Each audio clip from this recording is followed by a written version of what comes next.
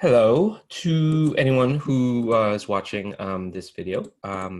You're watching this game that was arranged through The Gauntlet, which is a community on the internet that gets together and plays tabletop role-playing games online. You can find all the stuff that The Gauntlet does at gauntlet-rpg.com, where you find stuff that includes, blogs, forums, stuff that, involves, discussing and celebrating indie tabletop role-playing games. So there's also like the zine that The Gauntlet puts out, named Codex, which usually contains supplements to existing games and original games in itself. There is the podcast network, which includes shows like the Gauntlet podcast, which talks about games that have been played in our community, and Plus One Forward, which is a podcast powered by the apocalypse, and talks about games that fall under that umbrella.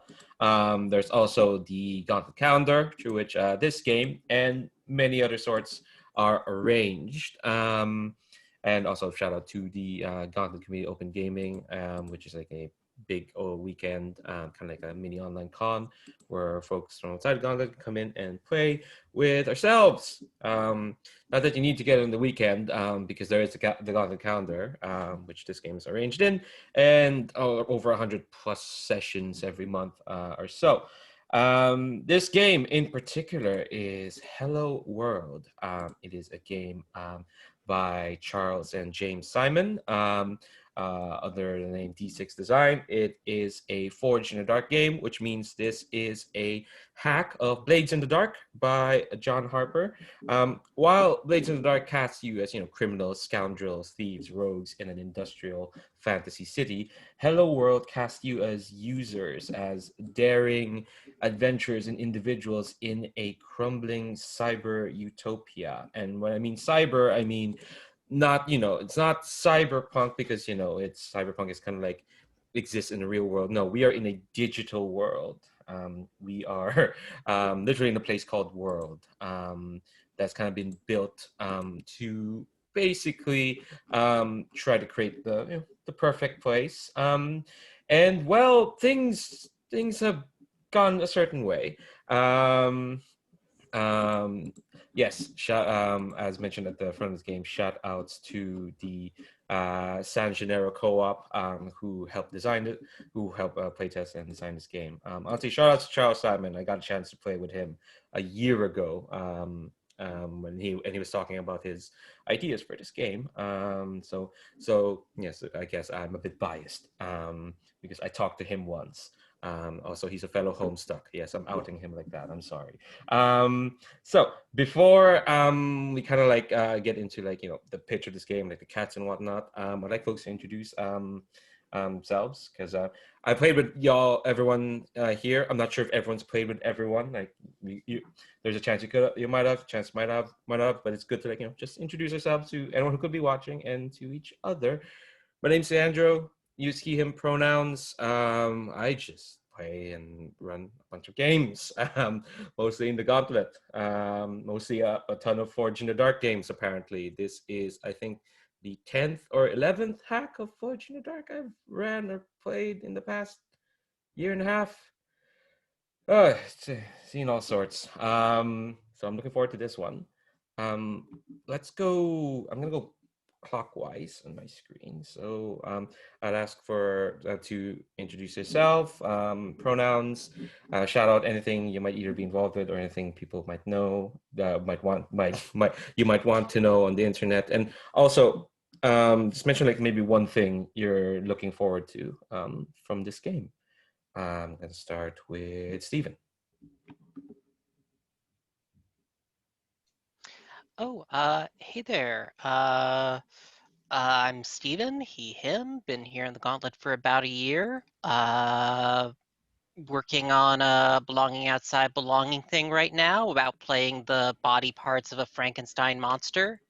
Uh, um, yeah. I,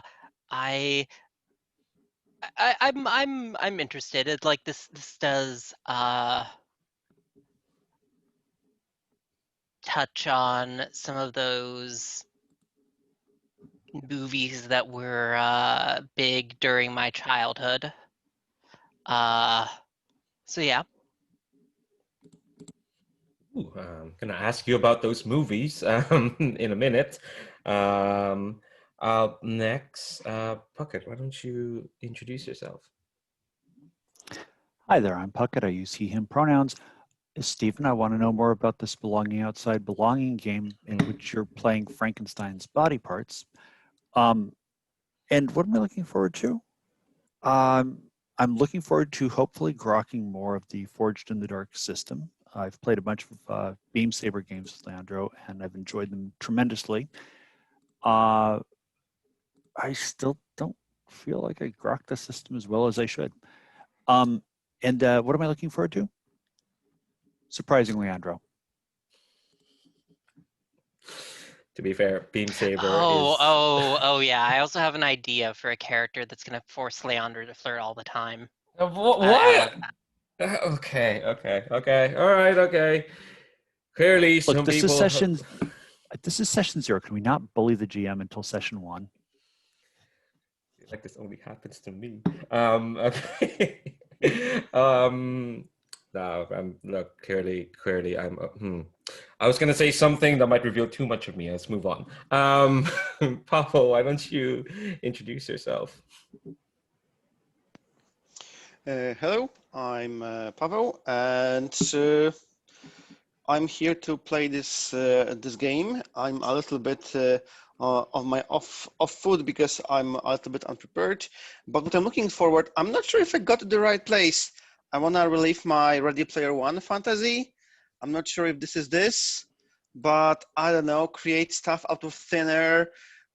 I don't know. Just like being in the. I'm not sure if this will be this, but play like the character from the MMO games. I'm like really looking forward for the Free Guy movie. I'm not sure if you have seen the trailers. I think it will be something like this, but I'm not sure. But I really look forward to like living this like being inside the MMO fantasy, MMO game. I hope it's this. We'll see. So yeah, that's from me. I will say that you'll definitely feel like you're in a digital world, and creating stuff out of thin air is not out of the question. Um, there's not specific. It's not specifically going to be an MMO, but you're definitely going to be like in a digital space, and being able to change the world in ways that you'll be in. It's like you're in a virtual space. All right, I'll leave that for more of the pitch. But last but not the least, Brandon, why don't you introduce yourself? Hi, I'm Brandon, him.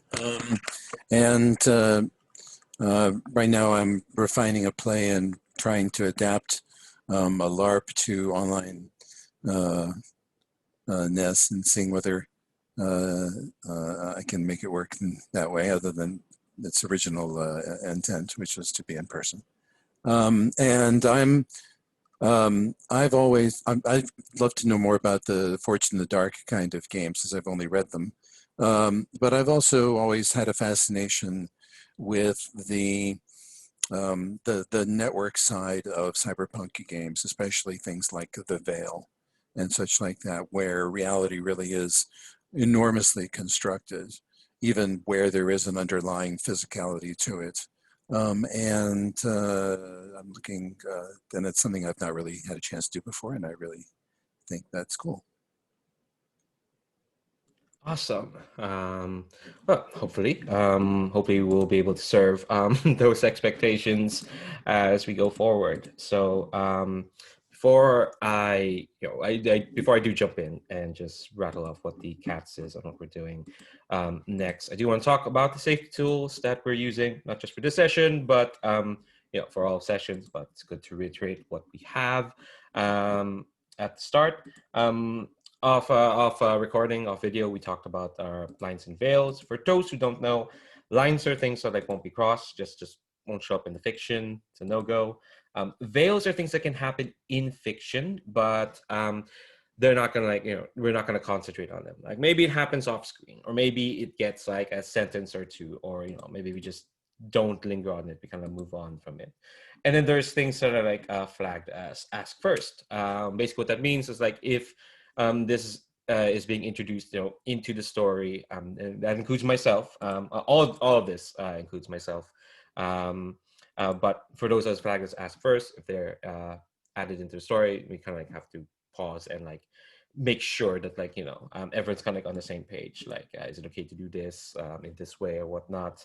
It's a bit of negotiation, but it's for the safety and comfort of folks of everyone on this table. The other tool that we're using is script change, which is like a series of commands that lets us like control the fiction in such a way to make sure that we're all on the same page. I will flag 3 commands from script change. That's kind of like what we'll be using. First up is rewind. And all script change commands are like a remote control command. So rewind is when you call for rewind, you kind of back up to a specific point in the scene, do it over again, avoiding whatever issue led to the rewind. And it could be any issue. It could be a name, could be like just the tone and sensibility of a scene, or it could just be the entire scene itself. Like maybe it's a premise. It's like, you don't have to explain why you have an issue with whatever this is. And no one gets to ask or get question if a rewind is called for. If it's called for, we'll respect that. We'll rewind and try something else. There's fast forward. When you fast forward, you kind of fade to black and advance time as needed to avoid content or elements of play, or just to move forward in time. It's kind of like part of the veils thing in that, if something's going to happen, we don't need to linger on it. We can just call for a fast forward. Like, we don't need to know, we don't need to see this, or we don't need to experience this. We can just fast forward. And the last command is pause, which you can call for if you need a break for a variety of reasons. Maybe it's an intense scene. We kind of need to catch our breath. Maybe we're seeking some clarity or discussion about the game or content. So because, role-playing games, they take a lot of cognitive load. It's perfectly fine to be like, to kind of like blink and suddenly, why are we battling a crystalline electric snake underneath the city that's kind of secretly powering its tallest tower so that they can open up and, I don't know, create a portal to, I'm just recapping the first Avengers film.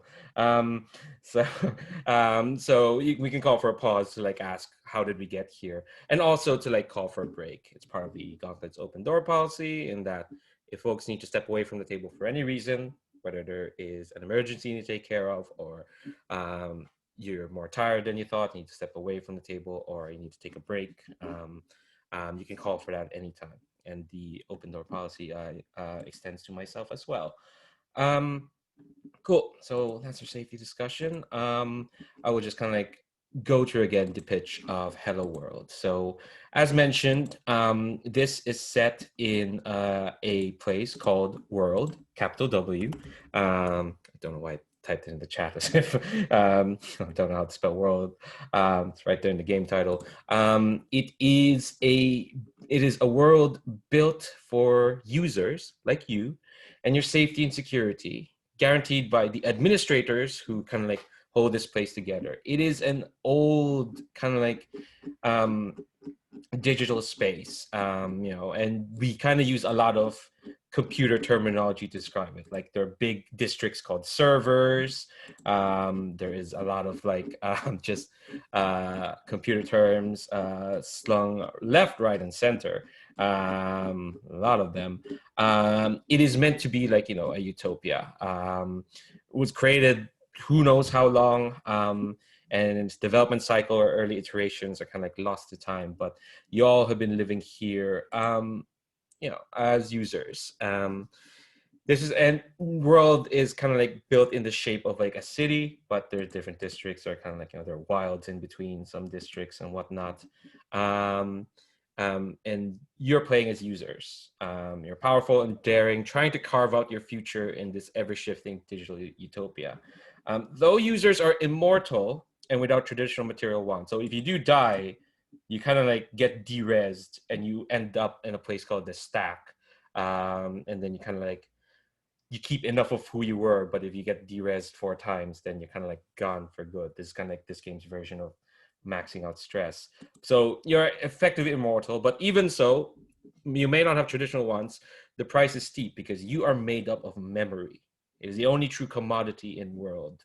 The privilege to record, store, and view the priceless recollections that stitch together an identity. In world, memory is physical. Memory is something you can touch, exchange, manipulate, discard, or destroy. So you're kind of like faced with a constant choice about how to manage your memories? What's like what's your treasured dreams of past sensations? Are they more important than what you have right now?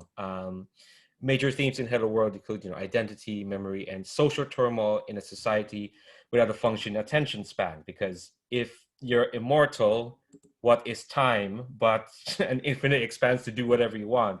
So world has kind of been carved up by many different factions trying to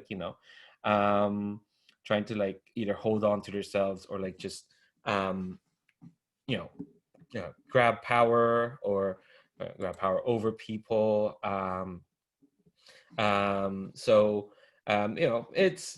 It's also Fortunate Dark game, which means we often get into criminal misadventure, some violent deception and theft, but overall this game is quite capable of being more lighthearted and hopeful, because harm and loss are very rarely permanent. So it's a bit more humorous, a bit more light-hearted mood, but that doesn't mean you can't lose things. You might not be able to. You might be effectively immortal, but it doesn't mean you can't lose pieces of yourself to either hardship or violence or trouble. So that's kind of like where you are in world.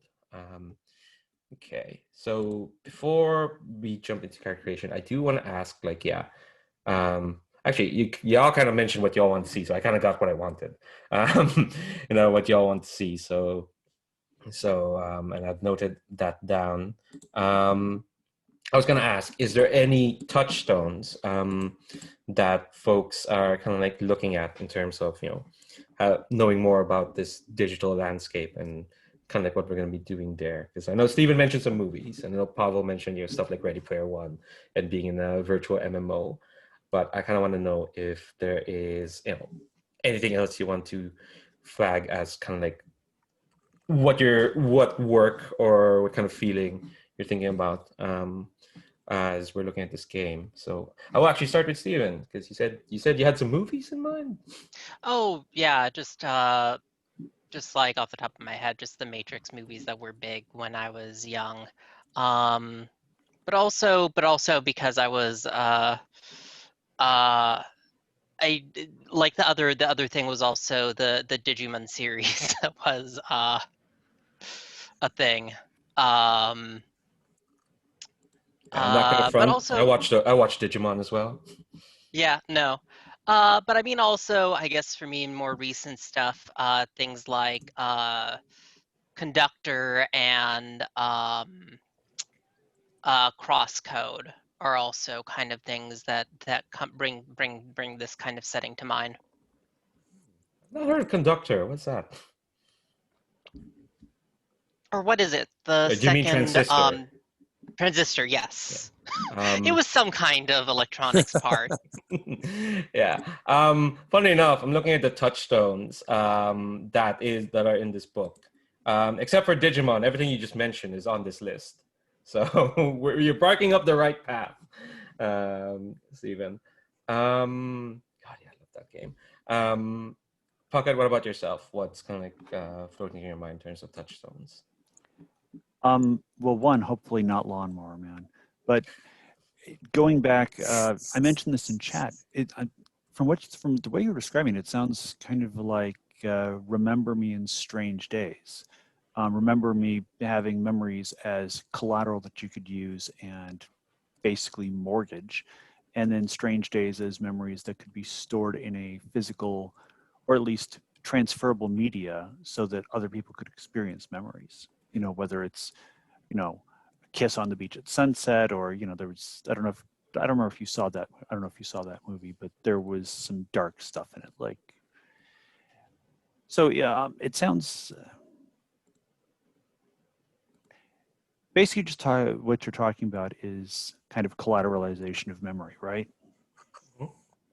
Yeah, that's perfectly possible, since memory is kind of like what's keeping, what makes users users. Because there's other things in world. There's stuff like glitches. There are demons. There are the otherworldly administrators. There's the process, which are kind of like the bots that certain that are basically the equivalent of robot arms giving you your chocolate shake. That's what the process is, and there are other users. But what kind of makes users is memory, and memory can be a commodity in this case. Is this like Wraith, but instead of being ghosts in the world, we're ghosts in the machine? Kind of. I only vaguely know what Wraith is, so I'm gonna say yes without knowing too well. Gotcha. Okay. Yeah. I'm noting all this down. I will look up Wraith just see, because it ghosts in the machine is kind of where you are, because you're in the machine, so to speak. Pavel, is there anything else you want to add to the stuff you were talking about? Is there anything specific stuff? I know you mentioned Ready Player One. Is there anything else? I guess it's not specific. I found the touchstones in the book. It's cool that they are mentioned. I think the only other thing I would mention is that at least I am planning on breaking the laws of physics. So, and I think it's completely possible in the digital world. Mm-hmm. So we don't have to, I don't know. I mean, there are still obstacles in our way to overcome, but we can describe ourselves like breaking the laws of physics whenever we do something with them. So I don't know, there's a wall and I'm describing that I'm just throwing water at it, and then just say that, I just bought the skin from the store. It's supposed to be hammer, but the skin glitched, and it doesn't make sense in the real world. But in the game world, you just buy a skin for something, and instead of a hammer, you have a bottle of water and you are using it. And also, I don't know, whatever you people you think of video games and video games trope. I don't know. Sorry, guys, I'm still in the backpack. Anyone remember the shortcut to get out? I don't know. Stuff like that. So whatever you remember from the video games, I think it will be proper here. Cool. Video games in many ways are kind of like weird virtual worlds with messed up rules that you can totally break. Kind of describes worlds. Yeah, I'm thinking now that you're talking about it, Else Heartbreak, where I'm just reprogramming this door to access a different instance than the room that's beyond it. Yeah, that's I think it's great. The great thing with some of these these functions, that you can totally reframe it as that. Cool. Brandon, is there anything you want to add in terms of touchstones or themes or stuff you're? There's nothing that's a reference work that anybody's ever heard of, but there are aspects in other games that I played and such where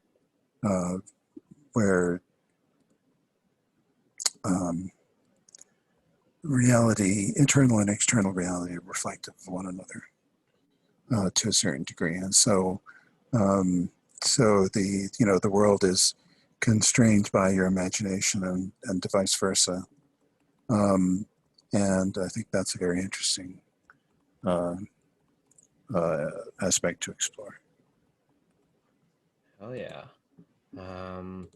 Let's see.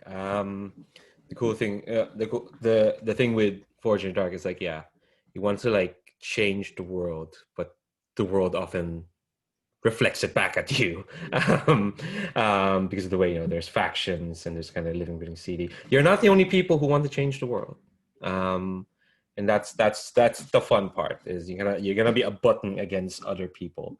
So good luck with that. Okay, so the first thing, and of course, as always, if folks have questions about anything else they want to add, feel free to say even in the chat. But the first thing we'll do is we're going to choose a crew type.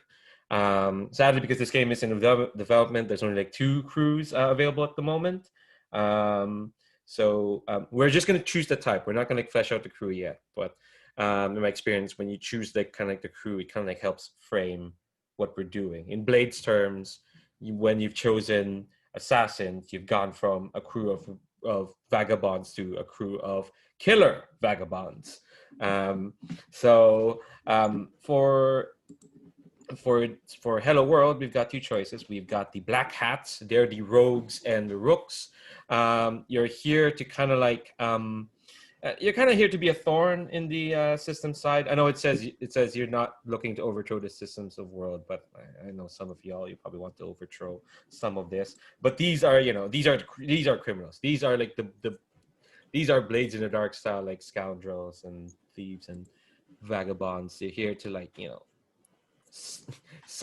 take authority for yourself. You know, cover up your activities, achieve your goals. You're here to, like, you know, just play all sides, that sort. And then there's the Dynasty, who are kind of like a bit more high-minded. You're more movers and shakers. You're here to kind of like take control. You're here to kind of like, you know, stake a claim to the authority of the world. So black hats are kind of like in the shadows, while the Dynasty is kind of like, you know, in the ballroom or in the boardrooms or in the weirder equivalent of boardrooms. Maybe they have meetings in a field of glass. Who knows? This is world after all. So out of those two, what are folks more interested in playing in?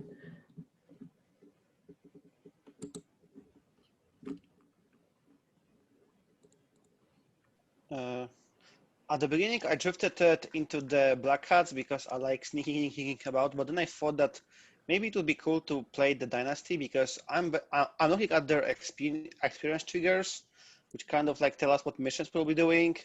A successful battle, extortion, negotiation, and subjugation operation. I feel they could. I feel like we could fit in more of the playbooks, especially those aggressive ones over here. So that's my vote to go for the Dynasty. I will say, oh, go ahead, Steven. Oh no, go Sorry, ahead. me there. I would say that, like, in terms of like when they say like, yeah, those XP triggers, those are kind of like, yeah, types of operations, but that doesn't necessarily mean they have to be quiet. Like you could have started an infiltration operation, but that doesn't mean he would stay quiet unless you roll really good. But yeah, I get your say, Pablo. Like there's like, sometimes when you're sneaky, it feels like the room is just to be there's not much room to do anything else than sneaky. Yeah. What about everyone else? What are you feeling?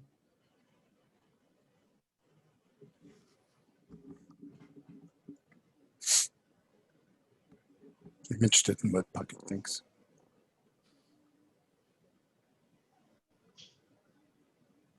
Well, I'm also interested in. Go ahead, Steven. Yeah, I'm also interested in Dynasty personally.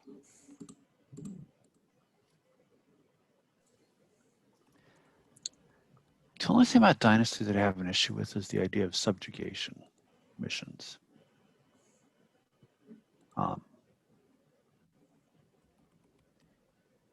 Yeah. Hold on. Let me find it. Is there clarification on what that means? Yeah. Let me see. Because like usually when it says those types of missions, like, you know,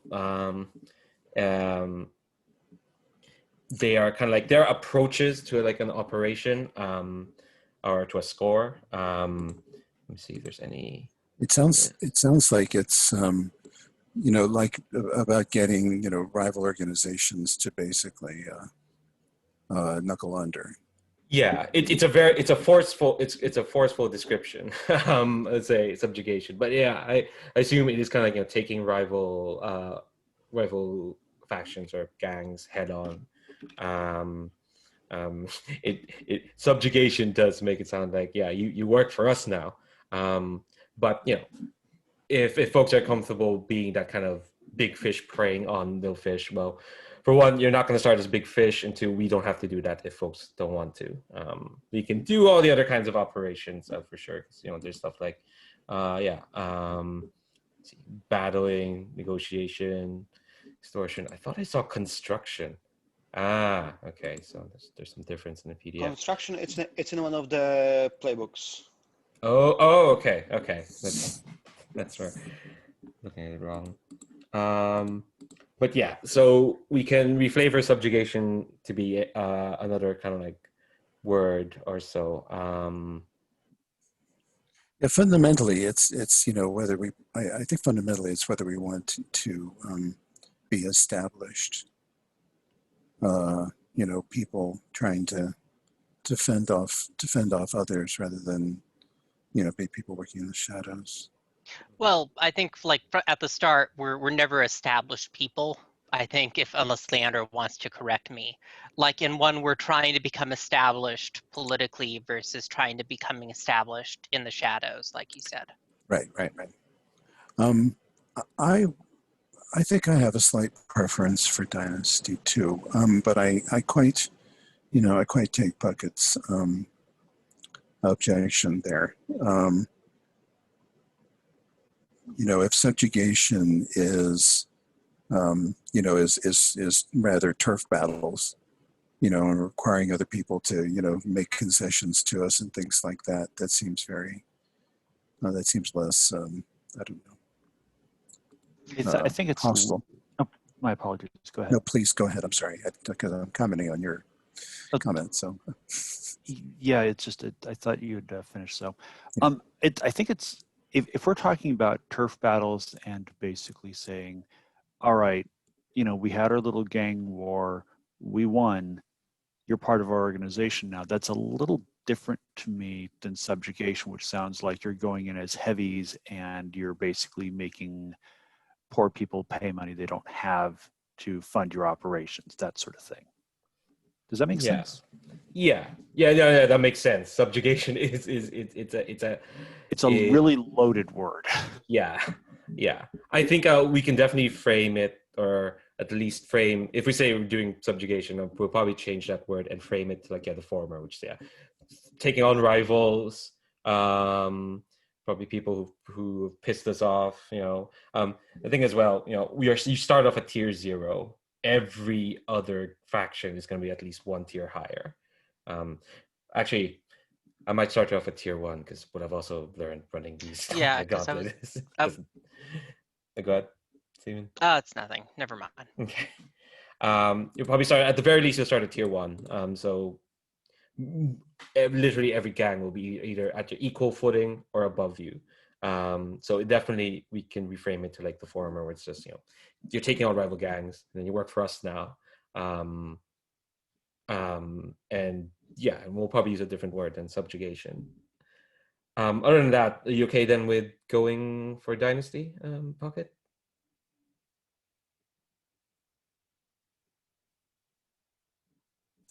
Apologies, I had cats catting. Yeah, I'm fine with it. It was just that one aspect of it that had me kind of hinky about it. That's all. Yeah, that's completely understandable. I'll make a note of that to see when we circle back to crew. We'll see if we can change that word in the trigger. So we got at least a crew type. I'm gonna hide this back hat sheet. So then we're gonna bounce to characters. In the creation tab, I put I put the stuff that's in the player handouts of the user creation process. I'm gonna list through the playbooks that we have first, just so folks know what to start. Because the first step is choosing a playbook. Let me scroll through this PDF. There we go. And I'll just go through them because there's a nice line on play this playbook if you want to do X. And unlike Powered by the Apocalypse games, you can absolutely double up playbooks. You can theoretically, I've never seen this, but theoretically you can all be the same playbook, although we probably shouldn't do that. I'm gonna put a link and of course the only things that are actually hard written into the playbooks are the starting dots, the items, and the XP trigger. All the abilities, you can just take as many abilities, you can even take your starting ability from a completely different playbook if this works like other Blades in the Dark. Yeah. This is like Scum and Villainy where you got the starting one. That's just for the playbook. You pick your starting special ability, but As you are going to be explaining this, I have a slight mechanical question about the memory and the gear slots, because I had no idea. I see that there is some memory and there are some 4 dots in it. Are this is it like a spendable resource, or do they never refresh? Because, for example, some playbooks have like spend 1 memory and do X, and I wonder Yeah, I how. looked this up. It's effectively like your load for the mission. You always have 4 free memory on a mission that can either be spent on load or on some of the special abilities. yeah. So say we go into a mission and you want to like use your use your heavy weapon, which is under standard gear. That costs 2 memory to bring out. Because the way gear works in The Forge in the Dark is like you don't detail what you have on you. You detail how much you have on you, and then during the mission you kind of declare, oh, I have this. Oh, I brought this, and you spend like your load slots. In this game, memory stats, so you always have like 4 gear basically. Although, correct me if I'm wrong, this game also does work a little bit differently from other Forged in the Dark, because you also Yes. pick 4 load worth of items that you can always have with you. Yes, that's your playbook specific items. We'll get to that. That's part of the character creation. Okay. Yeah. So and when you advance, you can unlock more memory. So you can have more load. That's what the 2 dots that are blacked out are. You get to unlock them later. But yeah, let me go through the playbooks. And because there's a nice write up here. There are 7 playbooks. The first one is the Breaker. Breakers are good at winning fights and protecting their allies. Play a Breaker if you want to be the toughest customer in the room. So yeah, you're toughs, you're heavies. There's the Capacitor. Capacitors are good at creating havoc and molding the environment. Play a Capacitor if you want to reshape the world and unleash dangerous forces. There's the Filcher. Filchers are good at being stealthy and infiltrating secure areas. Play a Filcher if you want to get the job done and stay off the radar. There's the Roller. Rollers are good at piloting vehicles and greasing the wheels of society. Play a Roller if you want to ride fast and talk faster. There's the Seeker. Seekers are good at tracking a mark and taking it down from afar. Play a Seeker if you want to choose your battles or be a lone gunslinger. There's the Squawker. Squawkers are good at social situations and shifting the debate. Play a Squawker if you want to be the center of attention. And there's the Wielder. Wielders are good at handling demons and keeping secrets. As a note, demons are kind of like the mysterious previous residents of World. They were here before World was built, so they're kind of they're weird. We'll get to more of that if they when they show up. Play a Wielder if you want to meddle with the simulation and explore World's mysteries. So they're mystical in that sense. Yeah, and I've linked the player handouts that should have like all the other that should have the proper character sheets. So have a look through those, and then give a shout out to what playbook interests yourself.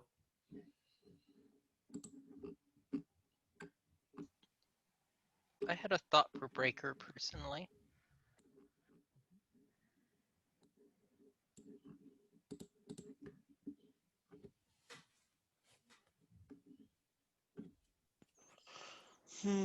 I thought about going Seeker then, but I can change if someone else wants to Seeker.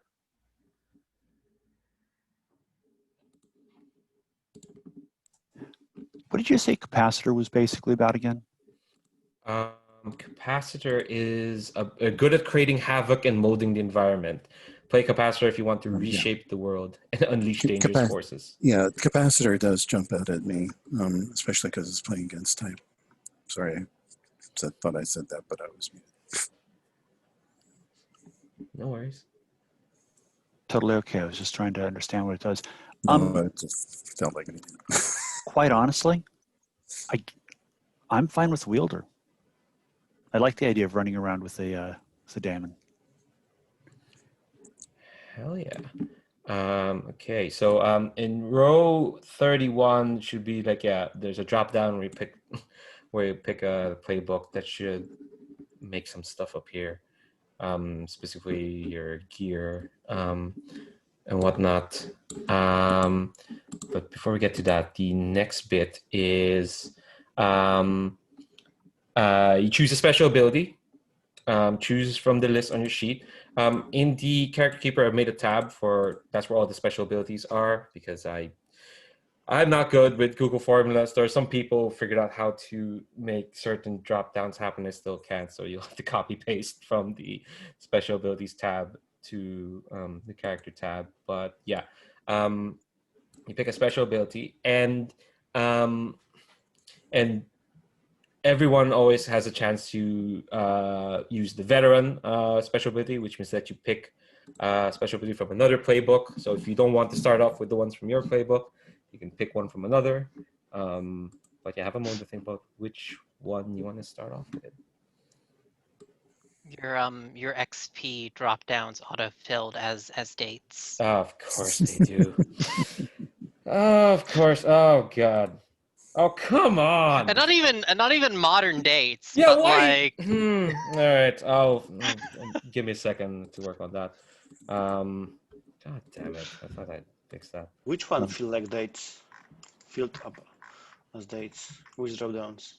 if you go to the XP drop down. Is it Playbook XP or is it all of them? Yeah, Leander Playbook XP. he was trying to make us feel better. You'll notice that all those dates are 2019. None of them are Yeah. 2020. Yeah, that's actually good.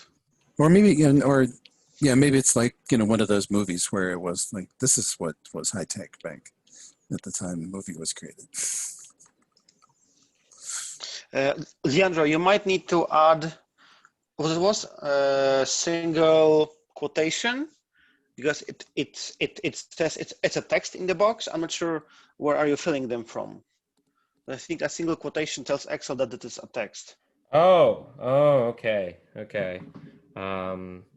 me try that. In the meantime, keep looking those special abilities while I figure this stuff out. Yeah. Single quotation.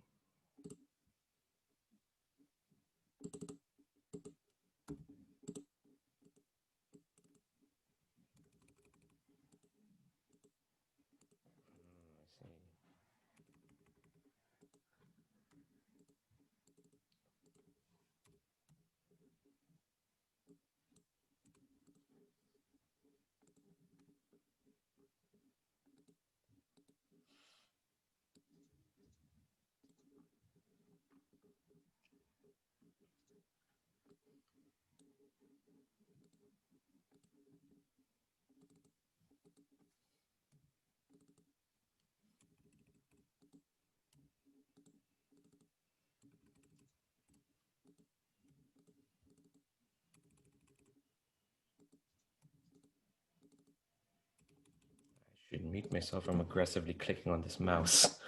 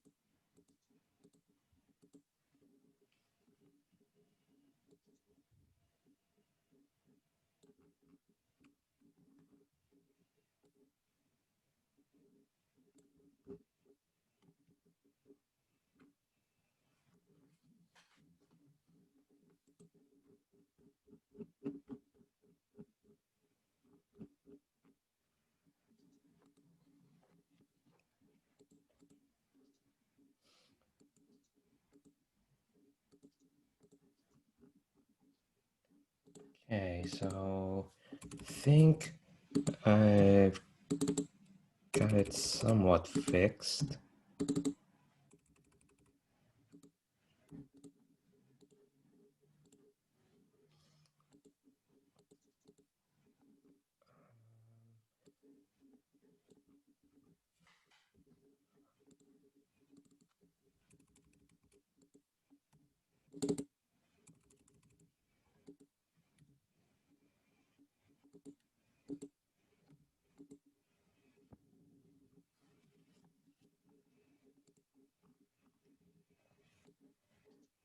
How are folks doing with like picking a special ability?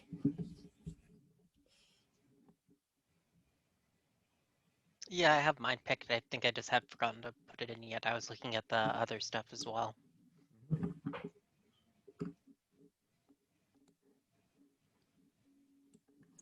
I have one that says, "Oh, that makes sense," and I have another one that is emotionally very appealing.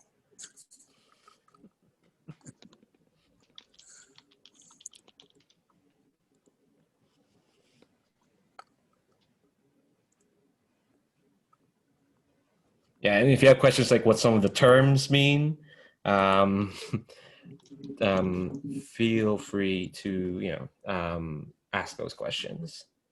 Can you tell me what the difference between shadow meld, mind link, and glitch step are? That might be trickier. What are you looking at? I am looking at the Dream Hunter special ability for the ability. Okay. Yes. English word. The Dream Hunter Wielder ability that imbues my pet hunting daemon with illusory properties. Yes. So shadow meld is basically a blending with the shadows, probably literally, since we're in the digital landscape. Mind link is so that you have a link with their mind, so you can communicate with them directly. It's easier to like tell them what to do. Glitch step is kind of like because glitches in this world are kind of like instabilities in the code of world. So this is kind Is of that like just turning no clip on? Kinda, yeah, kinda. Yeah, basically. There is an ability called no clip. Well, yeah, there is. There is. It lets you go through walls and things like that briefly. Fantastic. Yes. Oh, yeah. There's more. I was kind of making shit up. Yeah, but I was right. I'm looking at the PDF. Yes, glitch step lets demon walk between worlds in erratic fashion, makes it harder to predict.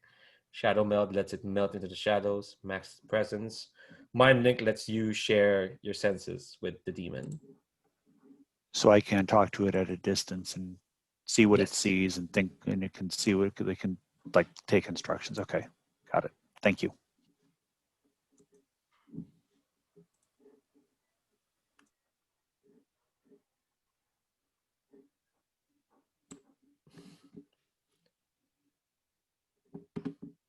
Why is one of the options for the living weapon flirty? Oh, yeah. Yeah. Because I like it.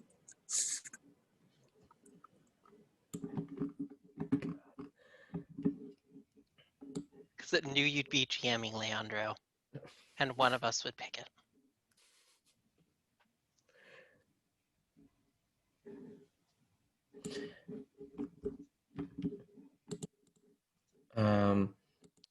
Yeah, once you have a special ability picked, the next bit is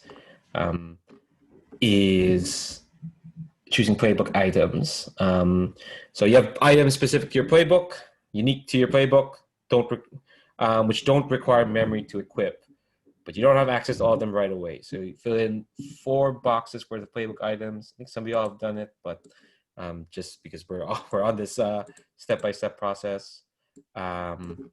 Yeah, some of these terms we may not know what they mean. They're all kind of like detailed in the PDF. If you have questions of what exactly a attuned node cutter or a tome of lies is, do not hesitate to ask. Actually, go ahead. Go ahead. More like a question, because you said we don't have access to them immediately. So how do we acquire access to our playbook gear? Oh, it just says not all of them. You start with 4. But we can get more. Yes, once you get more memory. Okay. Yeah. Yes. Well, Playbook gear, I think it's Playbook advances or something like that, right? The Playbook Yes. gear is not constrained by memory. Hold on. Sorry, just got a message. Say that again, Steven. I think, Sorry. yeah, Stephen is right. It's Playbook. There's an advance to get more gear, Playbook gear. Oh yes, yeah. Memory is for all that other equipment that's not that's standard gear. Oh yeah, yeah. So you just get like 4 boxes worth of Playbook gear, and you can unlock more as an advance. Oh yeah, I see it is. Something I forgot to add. But yeah, you start with 4 and then you get more as you get along. And again, if you want to know what some of those terms mean, I'm gonna look up what Tome of Lies mean, because that's something. Cool. A book written in paradox and layered riddles is the foundation of your subtle arts. Used as a focus, can offer greater quality to illusions cast with echo. Okay, cool. Easier to make the world lie if you have a book of lies. Mm-hmm.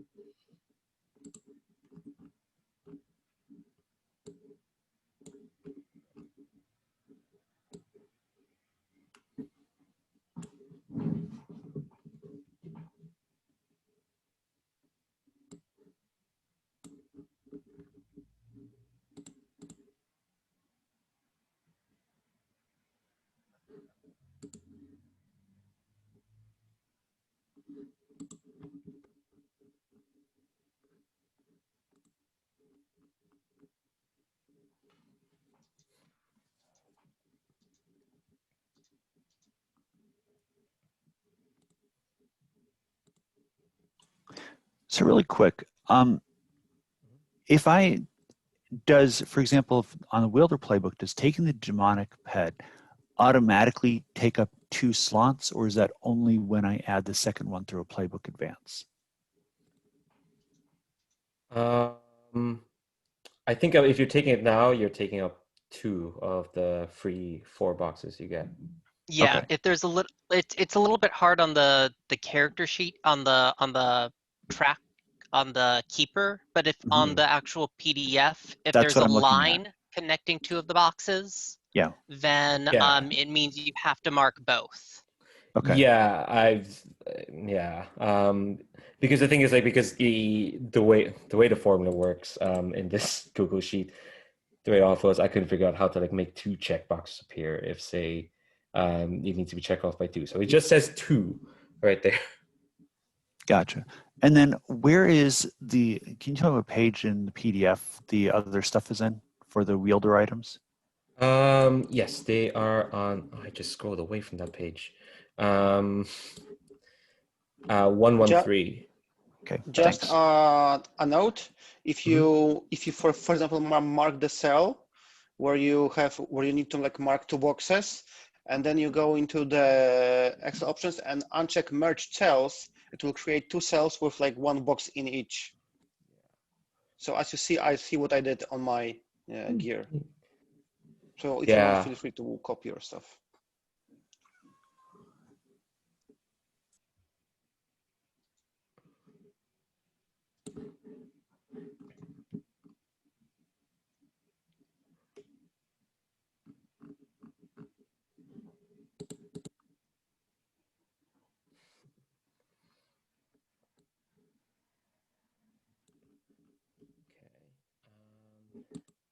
So we've kind of been here for like an hour.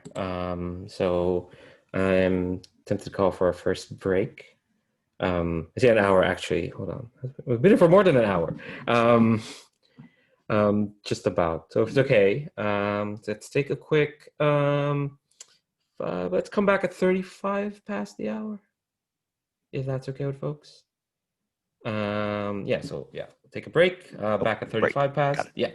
And yeah, we'll keep on cracking. So I'll see you in a bit. Okay. I will say, in the PDF, if folks wanted to check out like the write-ups of the abilities and whatnot, in the main PDF, the section for playbooks at least starts on what's printed as page 85 and onwards. Digitally, it's like page 95 in the PDF. But yeah, so after like you pick abilities, not ability, gear. Next is choosing a heritage.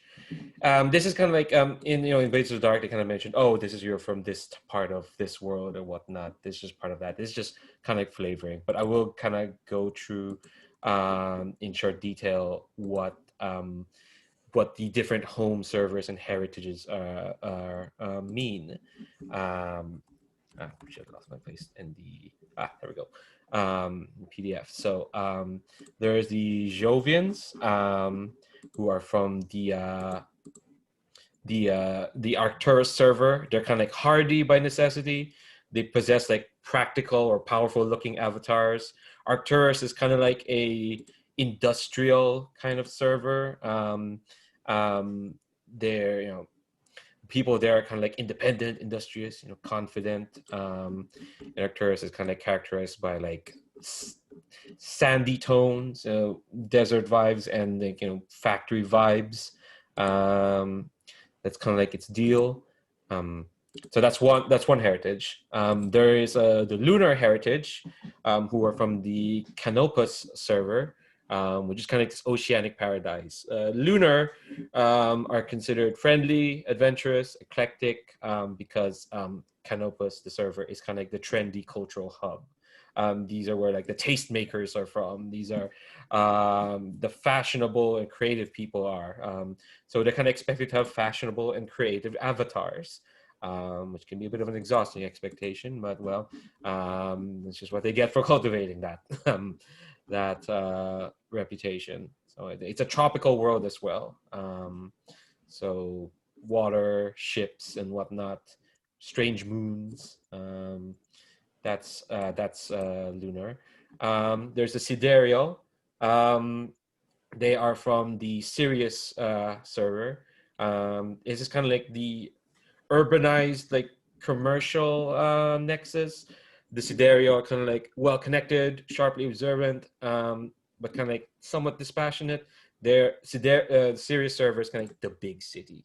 So it kind of sprawls out into like this urban landscape.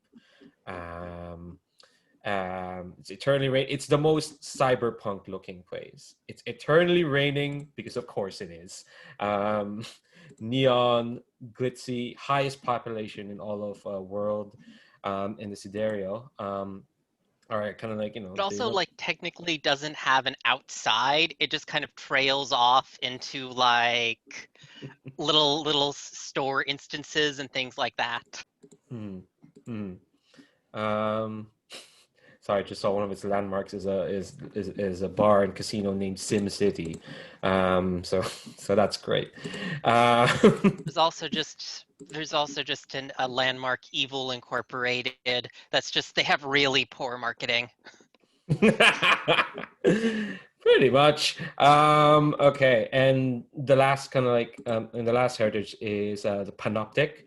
We're from the Argus server. The Panoptic are kind of like they're kind of like a diaspora because the Argus server is offline. Has been offline for most of living memory. So the Panoptic are the most well traveled of the world.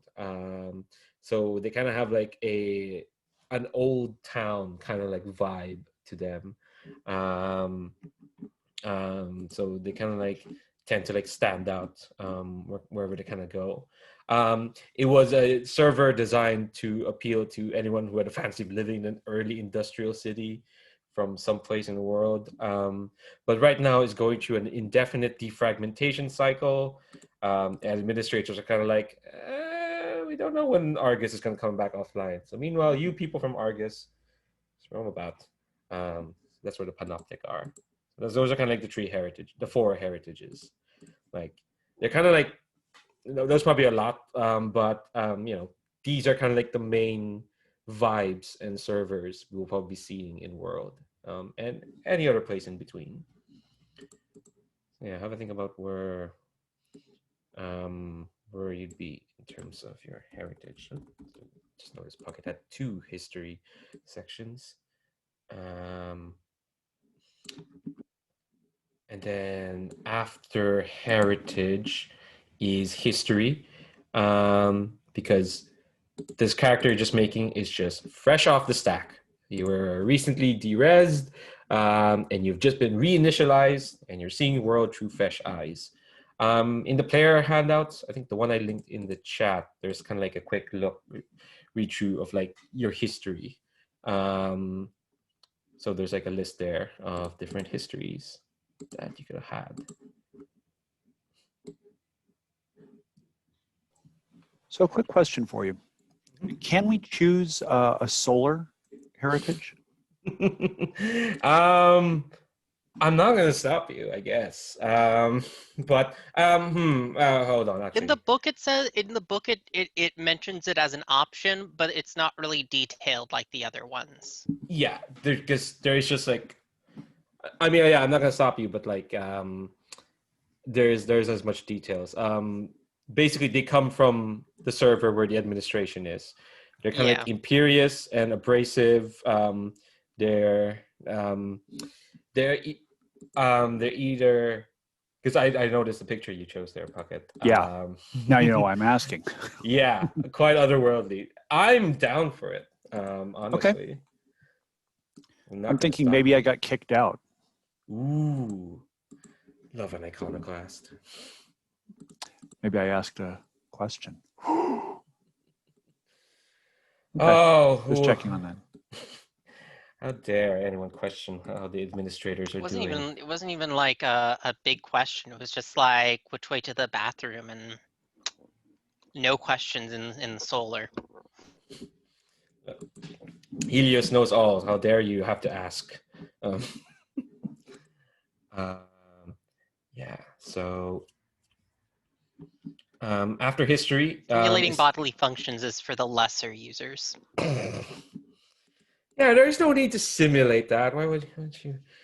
Now I'm just imagining the implications of that. I mean, why does The Sims do it? Do it? Because the Sims don't know they're in a simulation. We're not going to get into that kind of worms.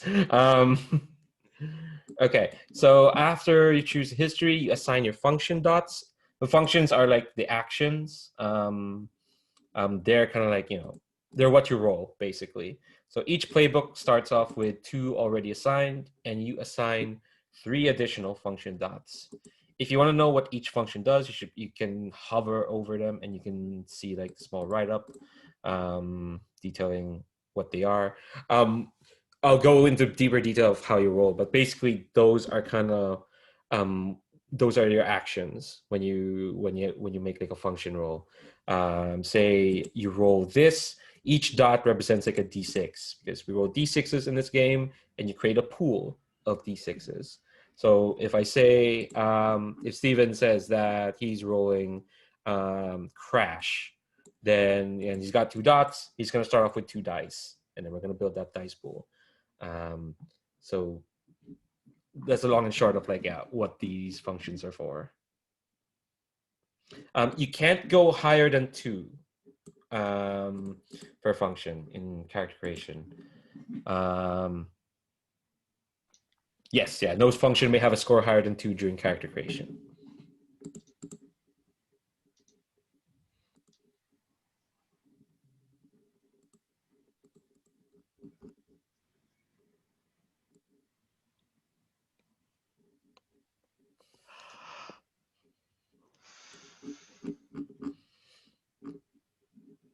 So you should have a total of 5 dots.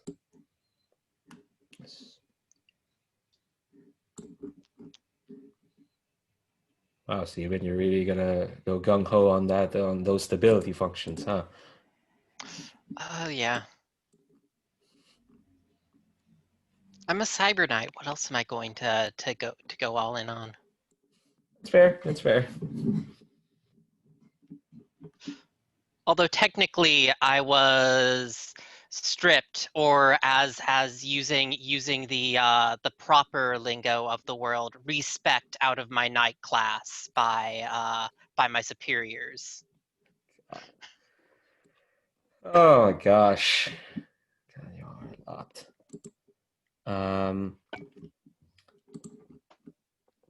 Okay.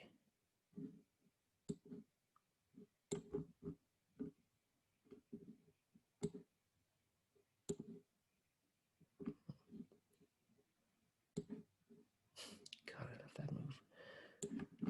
Sorry, I'm just looking at some of the moves, and it's like, I'm thinking, what is the function of the recall? Is it just a flavor? Recall is how you kind of like. This is how you like clear stress. It's equivalent of the intelligent vice. Oh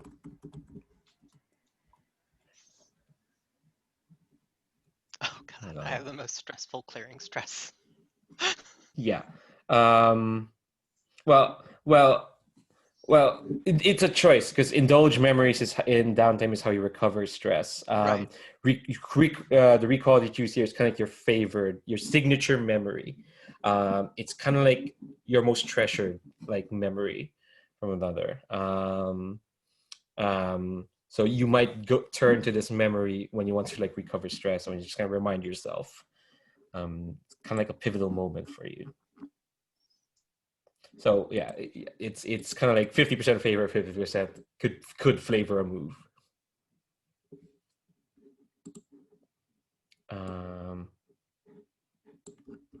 Okay, another thing after you've assigned your function dots. I think I'll give some folks a minute. Can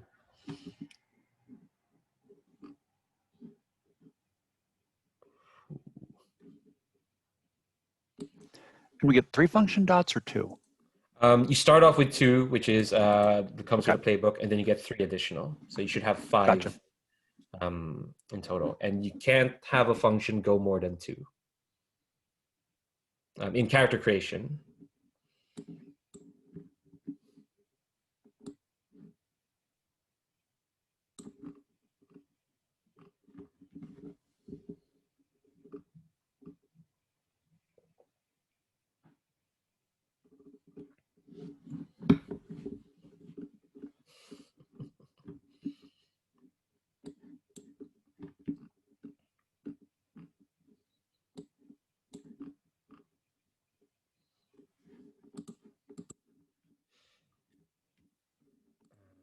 So after kind of like choosing your function dots, you choose a close friend and a rival.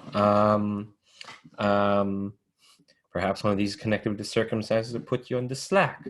Though they will surely recognize you on sight, your friend and rival choices may have gone a long time without seeing you while you were gone. Each playbook in the handouts have like a list of possible friends or rivals. Space for them near the bottom. Question, because it is super unclear in the Force in the Dark.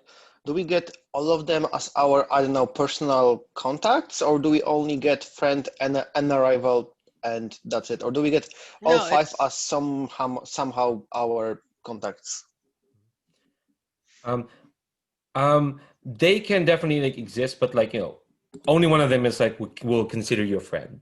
The one, Yeah, I mean, I think at least in Blades in the Dark, it specifies you know all these people, but you just have a special relationship with 2. Yeah, because I think, I'm not sure if this is still here. If we use the contact, we get an extra die. I'm not sure if this was it, if it's still in this game. So yeah, I think wonder, so. do we know all of them or not? It's always confusing. Yeah, but I think you only get a die with a friend. Okay.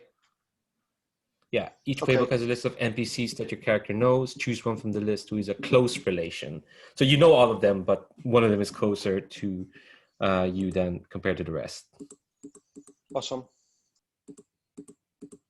And one of them is a rival who probably doesn't want to be friends with you. Well, who knows?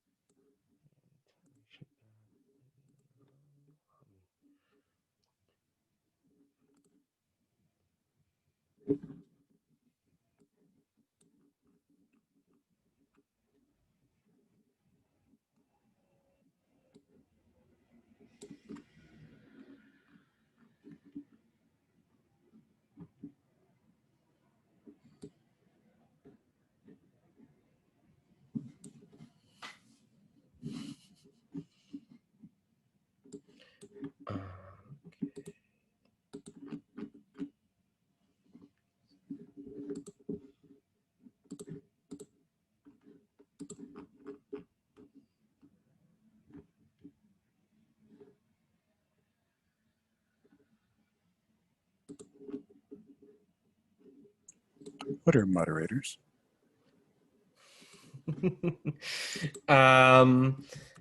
What are moderators? It's a good question.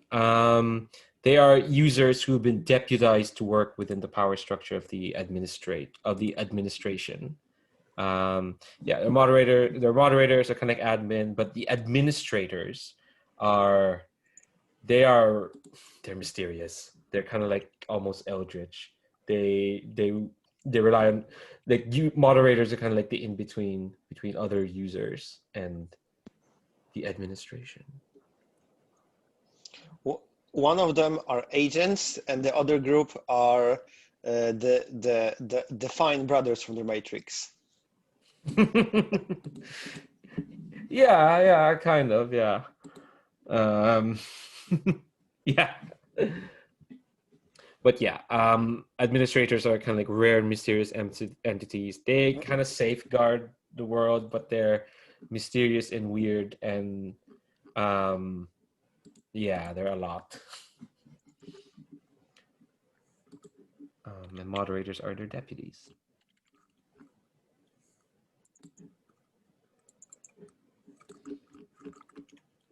Okay.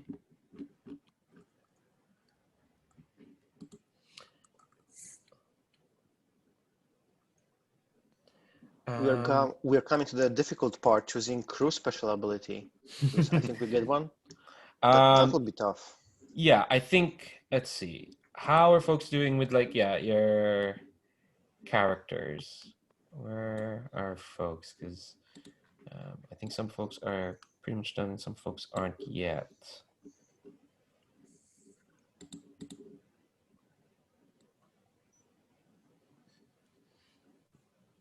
We'll give ourselves like maybe like a few more minutes. Folks iron out some details.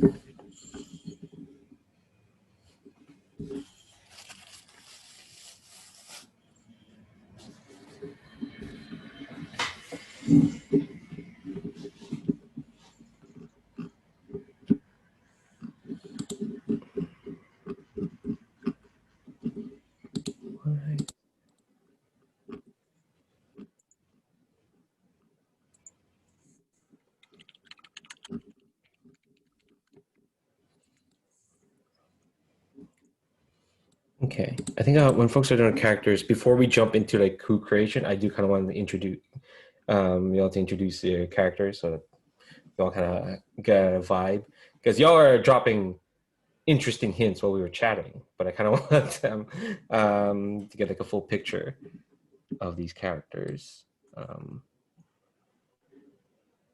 Wow, y'all are really friendly with cats. I should have seen this coming.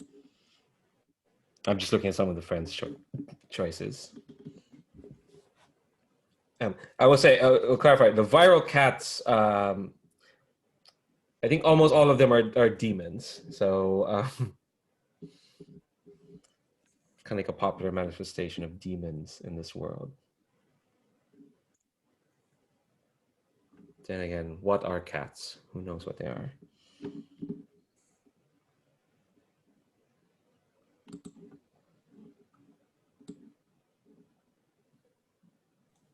I'm pretty sure the one that's in here is made up of approximately 117% nap. Man, I could do with a nap. I'll take one after this game. So yeah, let's introduce this dynasty. This bunch of cool blokes and folks, mostly folks. Let's go left to right in the character keeper, if that's okay. So, well, why don't we start with yourself, Brandon? Could you introduce us to our capacitor? Yes. She goes by the name of Vortex. She thinks she had another name once, but it doesn't matter now.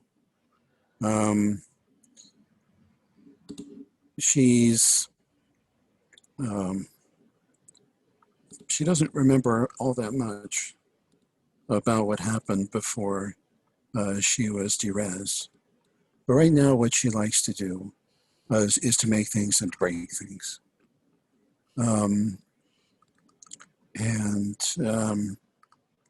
She generally has a very cheerful outlook towards both of those.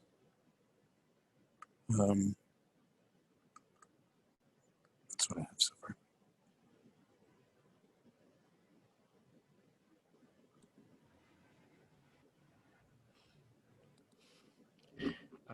Can I ask, this picture of this water spout here? Yes. I can have a more conventional avatar. No, but that's sometimes. But when she's charged up, that's the way she tends to look. Okay, cool. Yeah, because I noticed the ability you took, lets you, be wreathed in destructive energies. Oh God. It was a close second to the Danger Zone was a close second. Which one is Danger Zone? Okay, cool. Couldn't. It was a tough choice. Love to be friends with a water tornado. Cool. I think I kind of got that from Vortex. Actually, can I ask about your friend and your rival? Yes, absolutely. I'm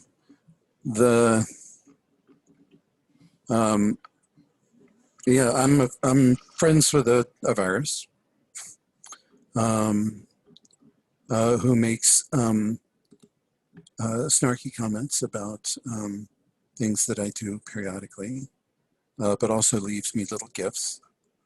Sometimes they are little gifts of the kind that a cat would leave, but other times they are genuinely helpful. Sometimes they're bits of information, and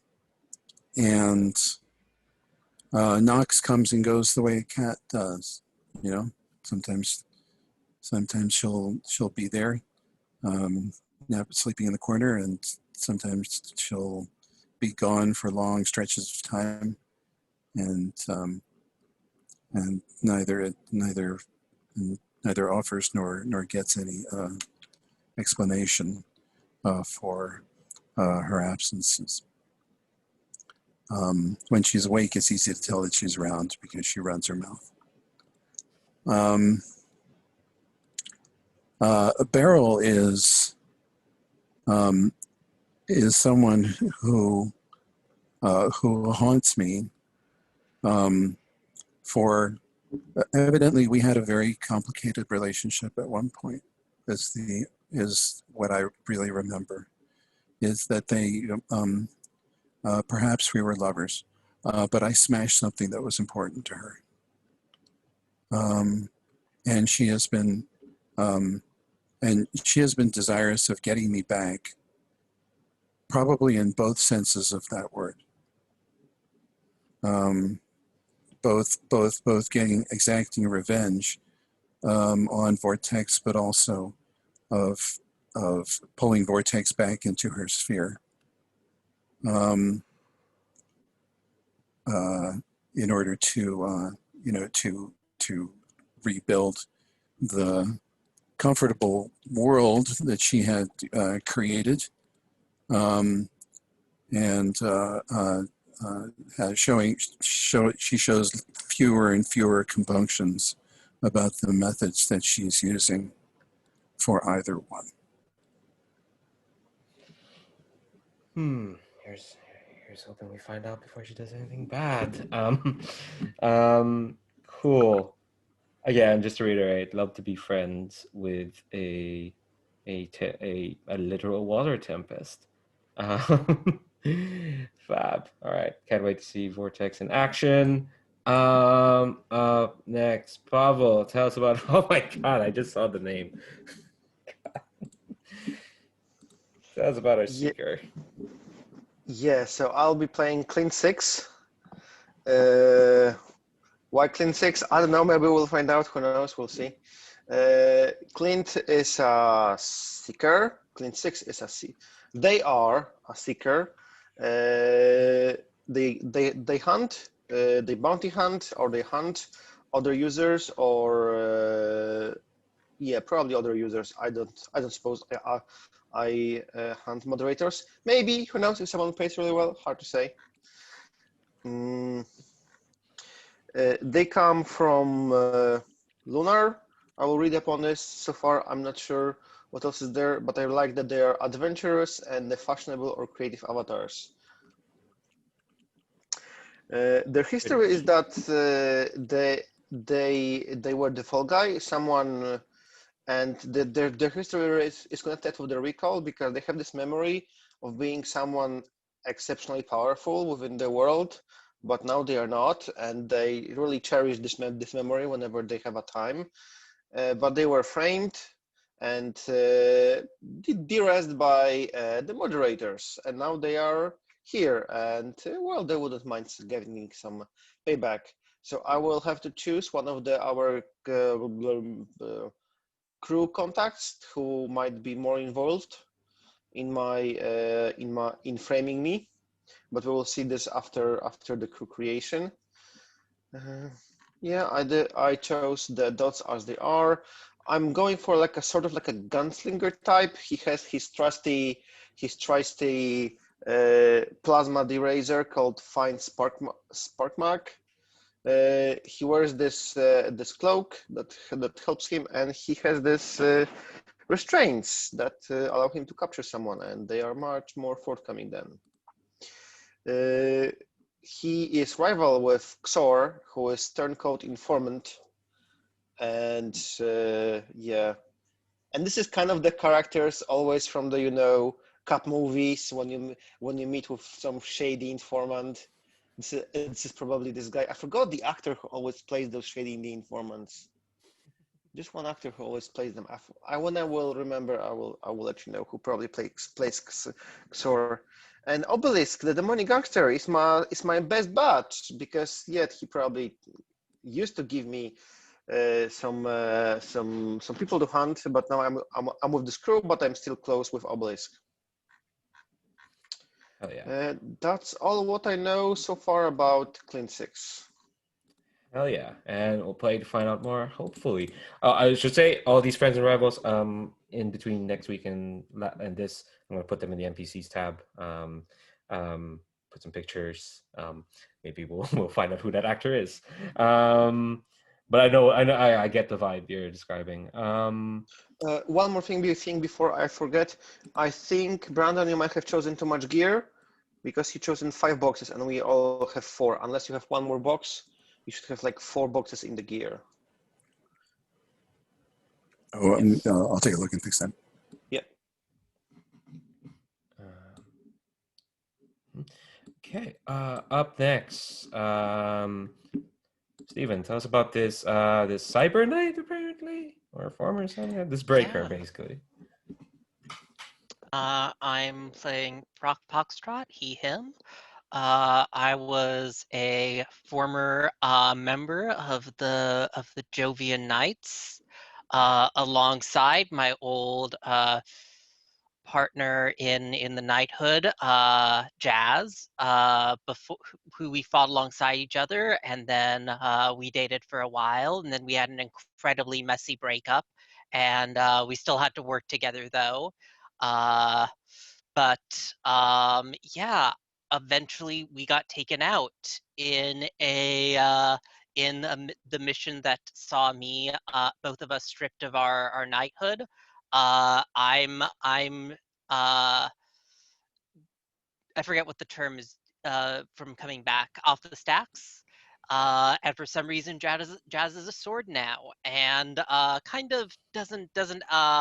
It's very awkward for me because I have the memory of my breakup, which I'm holding very hard on to. Jazz, however, does not have that memory for some reason. And we still though make pretty good partners, so we're still working together. It's totally not awkward. Don't worry. God, this is like the world's trashiest reskin of Transistor. Can I actually ask? Everyone else can hear Jazz, right? It's not just like a mind link to you. Yeah, everyone else can hear. Okay, Yeah. all right. So they can interact with Jazz. Yes. Yes. Okay. Cool. Just wanna. God damn it. I would say, as much as I play Actors, I respect and admire every decision made so far, especially having that relationship with the person who is now your sword. What about these friends and rivals? Friend and rival. Yeah. My friend is Renaud, a beggar knight. I'm kind of still thinking this through, but I like the idea that there is this entire like indirect network of knights in quotation marks, even though we no longer have that class on the server. In fact, it would almost be funny if like the entire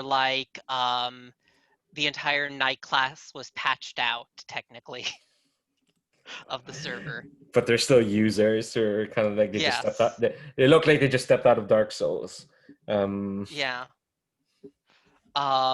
And then M is a rogue process. Oh, right. My background, I should know my heritage. Yeah, I did mention that, the Jovians. I imagine M is a large part of what got us taken out and why the Knights may no longer be a thing. M is a rogue process that has been spreading through the Jovian sector and has generally been leeching cycles from the processing power of the sector to feed itself and grow and claim more other and sort of absorb other processes into itself. Lovely, fun times to be had. Okay. Oh God, sorry, I'm still trying to get over this sword, this flirty sword. But last but not least, Bucket. Ooh, God, you're making a weird one. Tell us about our wielder.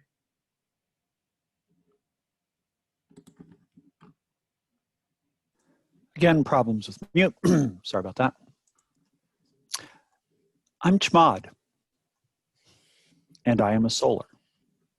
I was cast out because in a virtual world, power relations and dynamics should not exist, and yet the admins are clinging to old structures instead of seeking out empirical forms of engineering perfection.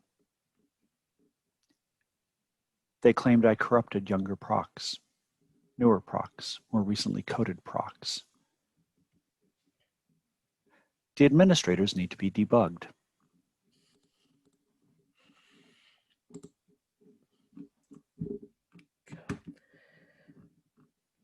Well, good luck with that. I'm rooting for you, honestly.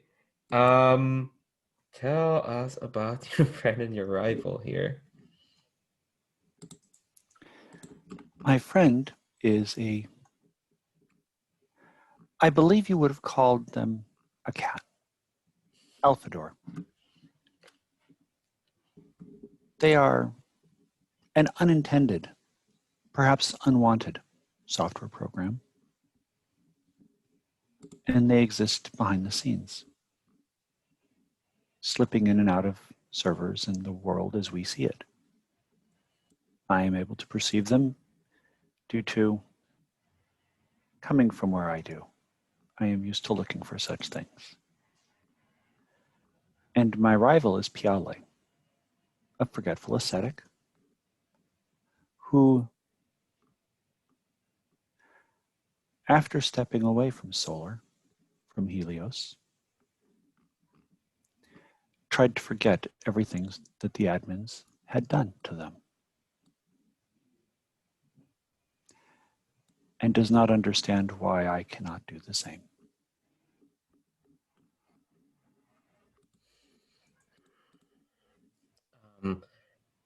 One last thing. Tell us about your pet demon.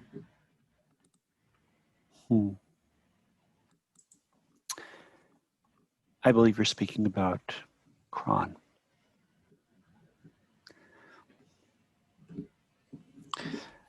I found Kron as I was leaving Helios, glitching badly. I was able to adjust its permissions and thereby restore functionality. It had been misconfigured, but it is still good.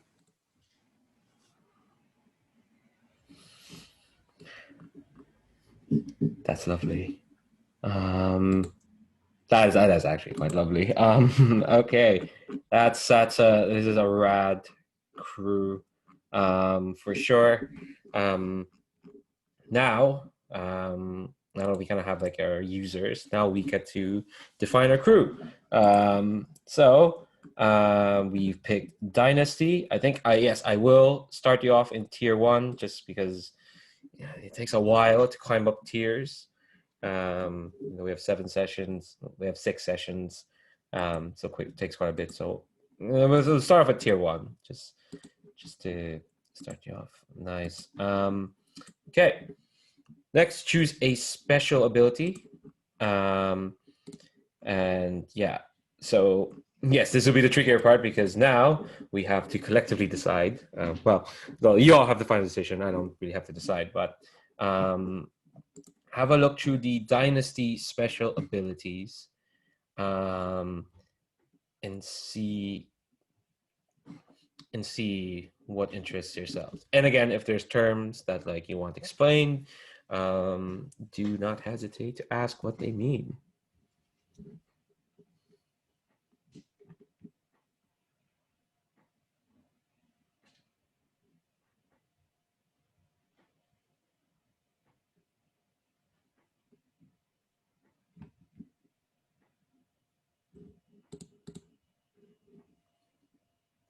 Oh, Brandon, can you see us?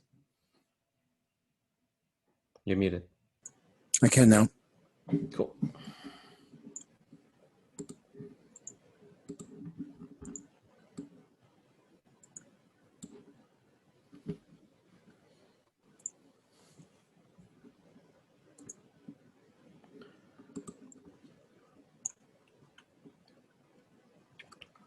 Do any of these stand out to yourselves?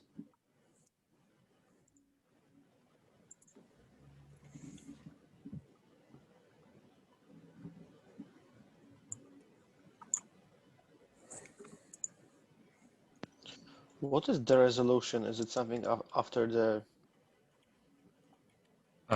It's what happens when you max out in stress. You de-res and you end up in the stacks, in the stack. Yeah.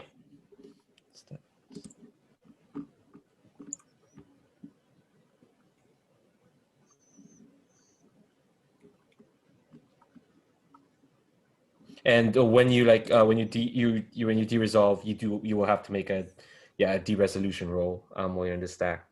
It's equivalent to when you go to prison in Blades, but so you just roll on the table. and stuff happens. It's nicer than when you're in prison in Blades, because when you're in prison in Blades, God, it gets bleak.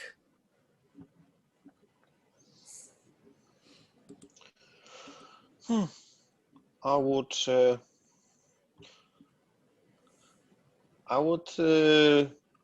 well, going battle rigging is fine from the vulnerable order, but I have no idea for the second choice. So I think either of the two of the first is fine. +1 to resistance rolls is always fine, especially that we'll be doing some resistances in this game, and +1 function is always useful. Yeah, I note we also actually start with a cohort. So also maybe Legion's Pride might be interesting, because then we'd get a cohort that has 2 specialties and also bonuses to when it fights alongside us. Yes, you do start with strikers, which Yeah, and it does say that if they already have strikers, you get to pick a second for them. strikers What are like page should I be? Sorry about that.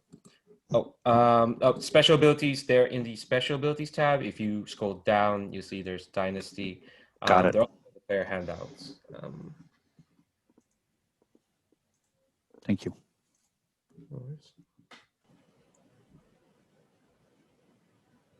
So I'll give you a minute to think about those, or to look through those.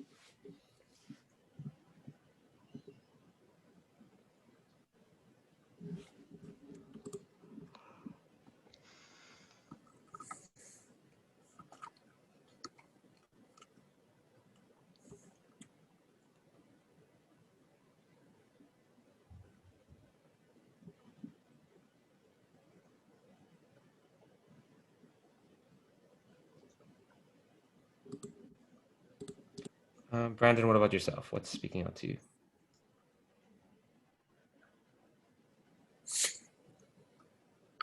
I would say the Noblesse Oblige for certain is a possibility.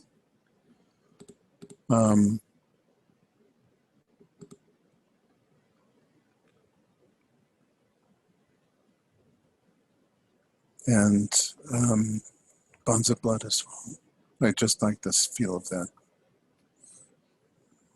Yeah, as much or more than its effect.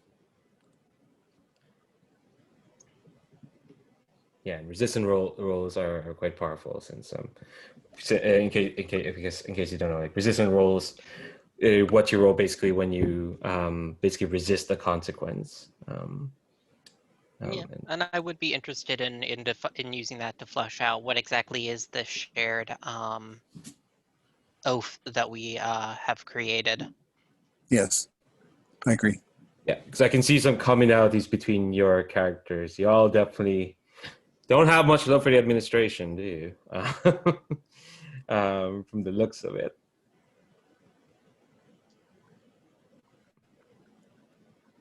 Sounds cool to me. Puckett, what about yourself? I always liked. I like resistance rolls. So. Oh yeah. Mm-hmm. Yeah. And then. Oh, go ahead. So we're only picking one. Is that correct? Or are we picking? Yes, two? Just one.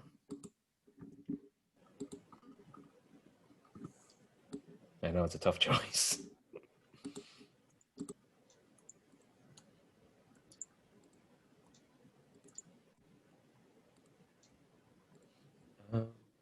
Are you okay with Bonds of Blood, or did you want to pitch something else?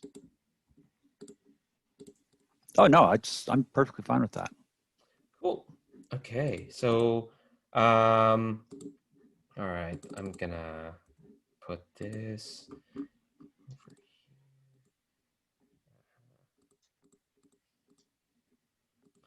here. Okay. If it's okay, we'll probably open next session with further thought about what these shared memories are, because we're I've noticed we've got quite a bit of time. We don't have as much time as I would like, so we'll probably open up next session talking about what these shared memories between the 4 of you are, what unites all together, as we kind of dive into whatever your first score is going to be. So we'll do that then. Next up is choose an initial reputation, and then you can select the district you're trying to break into. So your reputation is a signpost as to how other factions and unaffiliated users might view you. Choices include, I'm going to put them in the chat, aggressive, daring, honorable, professional, subtle, or weird. This is somewhat important in that, like, bolstering this reputation or developing a new one away from it is how we get crew XP. You're not subtle, I will say. I don't think you're subtle. Yeah, no. we have 2 characters with crash plus 2 dots in crash, at least.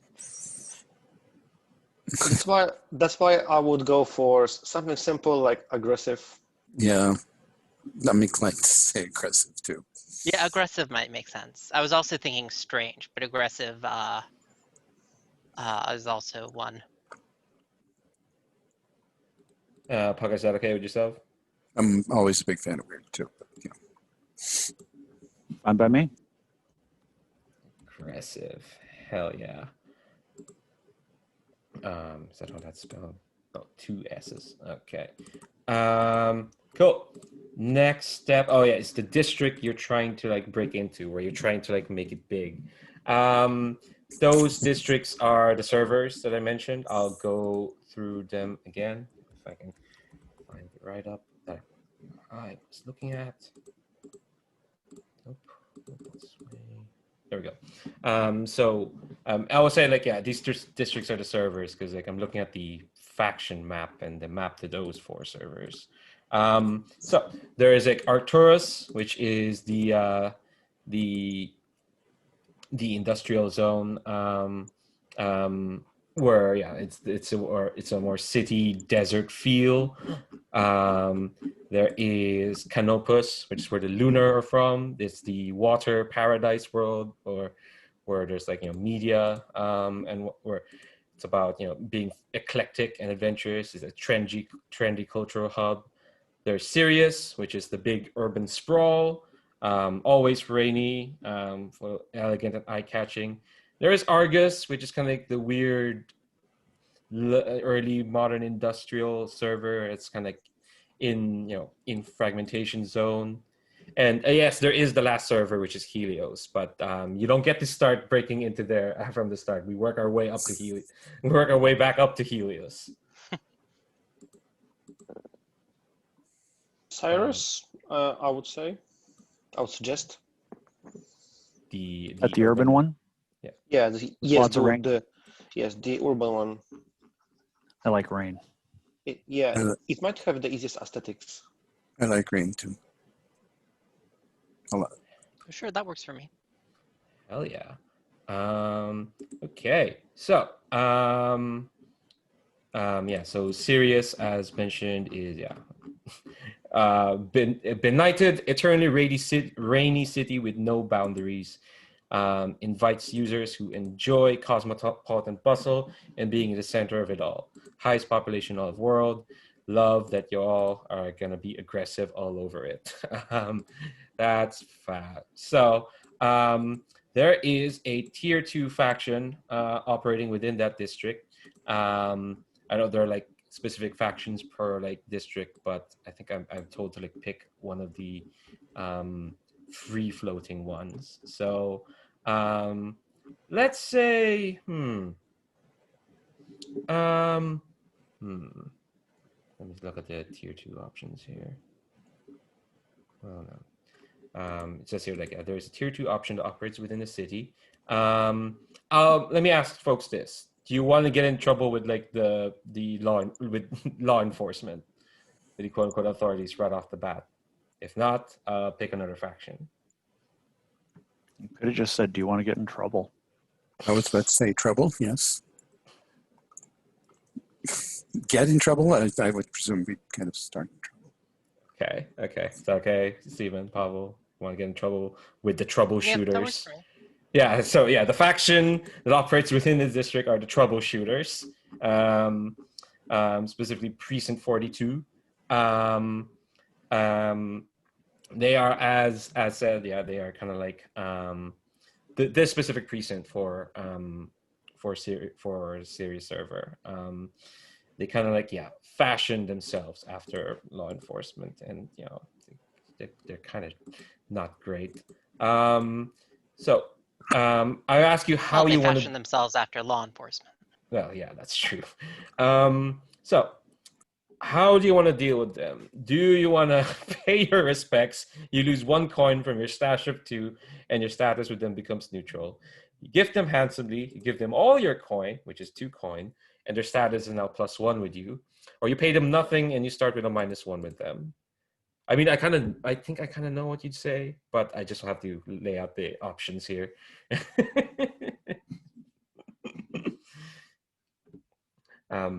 I was caught for time, so in between now and then, I should have like a faction tab. For now, I'm gonna make these notes, but yeah, by the time we come back to this, there should be a tab where it tells you and the troubleshooters ain't friends. Yeah, probably 0. So we start with -1. Oh yeah. Okay, so the next step is wield authority. Your crew had to do something to establish themselves, something big, something that can only be done with the stolen power of authority. So if you notice, there are these authority functions. They are, they're a taste of what being part of the administration can do, basically. You only really get to wield them in big moments, and it uses up all your rep. But you did use them once to do something big that kind of like, got you noticed. Using these functions are kind of like how you permanently change world. Usually you're kind of like locked in whatever algorithms administration is trying to keep alive, but wielding this authority is the way to change it. Compile is the infinite power of creation. Where nothing has ever existed and you wish to make something new, you must compile. Format is the infinite power of change. When the present condition or disposition of things is unsatisfactory, format lets you alter them within a host of parameters. That's the one that you see most commonly. Like, someone moved these 2 city blocks so that they're not next to each other. How did that happen? Well, format happened. And then the third one is kill, which is self-explanatory. It's the infinite power of destruction. Nothing and nobody truly ends in world except as the kill command dictates. So your crew either, so there's like 3 choices. You used format to change either a street, the neighborhood process, or a local law of reality. You either use compile to create, a new passageway, a unique hideout, a great stockpile, etc., other choices. Or you use kill to, destroy a mighty barrier, a bitter rival, a troublesome memory, even. So what did your crew do? So this is to the sort of the target district? Yeah, I think it can be, but the main thing is like your crew managed to use authority. And now you kind of mark yourself out as like, you can. Well, one possibility I'll throw out there, and I'm drawing significantly from my picture, is that we made a body of water. So that we created either a lake shore, that perhaps simply recedes into nothingness at the edges, or an ocean shore. So suddenly in this supposedly city with no boundaries, bam, lake in the middle. Well, I'm thinking Dark City comes to mind. Where there's, it's all urban except, there's an ocean. Look, there's an ocean now. That sounds really cool. But what are folks? What else are folks thinking? Because even if we don't have the body of ocean now, we can do it. We can maybe do it in the future. I was also just thinking, because we were tossing around the idea of what binds us together, and there, like a lot of like the characters seem to exist in this very kind of former moderators, admins. I'm wondering if like the thing we killed was like a false memory that the admins had planted in the population to like create social order or something like that. Oh, that's big. Which I'm not going to stop you if you want to go through that, because that's the point of authority. You get to really change the fabric of the world.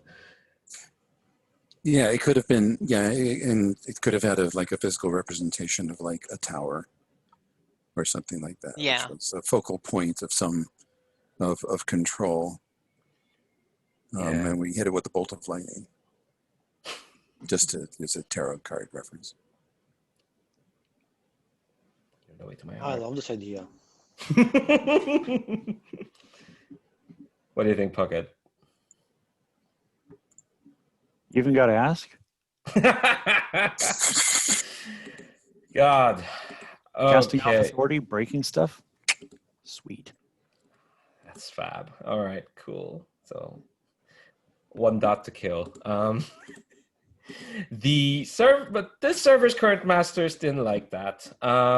So Imagine one. a tier 3 faction in the tier 3 faction now doesn't like you, and you have a -1 of them. I think these are going to be the overwriters. If the troubleshooters are kind of like down on the ground, a local law precinct, the overwriters, they're more like the FBI. They are above the law and jealously guard ancient permissions for usage of the kill command. So yeah, I can see why they'd be pissed off with you. They're spec ops. They are they are maniacally devoted to order, mainly because to keep their own power. They're really crappy and reading through their stuff here. So yeah, you start with you're picking fights with the infrastructure factions.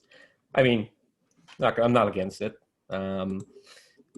Okay, so next one is you choose a favorite crew contact. You mark them as like a close friend or longtime associate or just partner in crime. What's the list here for? Let me see. Here we go. Let me just paste all of them in the character keeper. And these are just like names. There's no like write-ups on. Well, there might be some write-ups, but you know.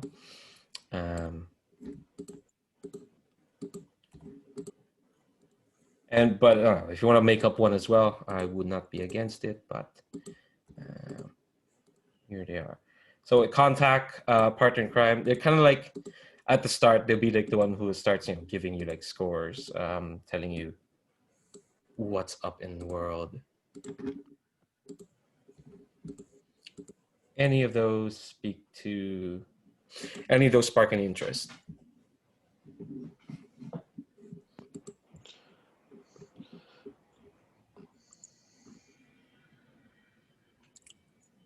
Where are they again? Sorry. Oh, I put them in the crew Dynasty tab. If you scroll down past that web of squares, there'll be crew contacts. I like the idea of Gant the troubleshooter. So we have some troubleshooter giving us mission and being our favorite guy. Maybe he wants us to be the new managers, hard to say. But it doesn't seem like he would be our mission giver. But it might be. Maybe he's like, I don't know, higher up in the hierarchy, not like the ground level. Or Sun, the strategist, sounds also really cool to me. I'm just spitballing ideas here. I also like the idea of Lazarus, the architect, just because of that name. Like they're the one person in world who has survived being the target of the kill command. I like the Wow. architect as well. I mean, Yep. But that, I think a lot of that has to do with, I think my character's probably going to wind up restoring things and rebuilding things that the admins decided to delete. It's like, no, I don't think so. So having an architect around, I like that idea. Folks okay with that? I saw some folks nodding. Cool. And again, Sure. that doesn't mean the other MCs don't exist. It's just you are all friends with Lazarus, or they're friends with you. Okay, so I'll tell you about two factions with a relationship to this contact. One of them is friendly with the contact. It's shit, I moved away from where they are. Okay. I think they are friendly with the cult of static, because cult of static, they are kind of like people who like worship and study glitches, which are like the instabilities around the world. Their beliefs are kind of like antithetical to how world works right now. Sorry, it's a tough word. It's a tough word in world. So they're kind of like directly opposed against like the admins and moderators. And also, they're kind of like around to have a good time. So they're friendly with Lazarus, which means they're not friendly with you. You get a +1 status with them. Static. One. And also one faction really doesn't like Lazarus, so they're gonna take a -2 with them. I think it's gonna be a criminal faction.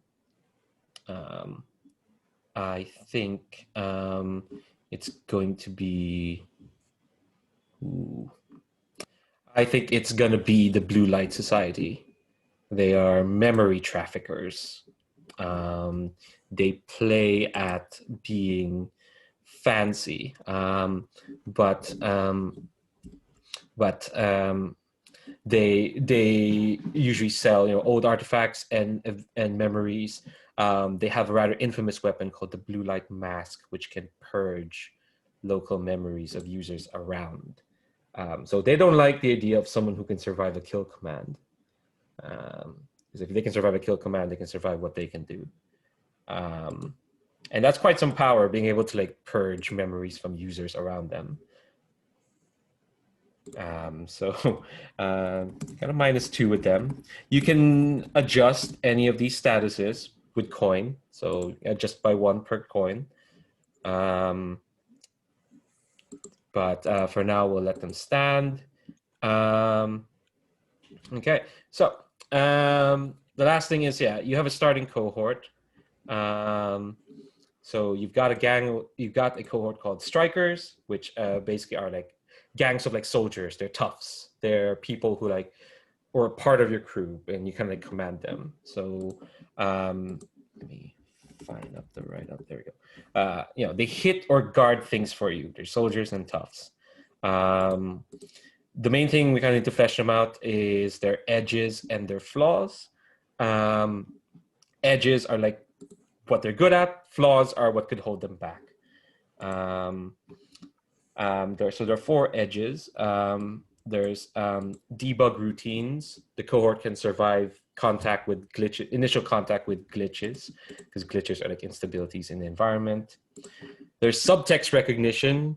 They're capable of understanding and negotiating in social situations, so they can mingle, they can talk to people. Don't know if soldiers that.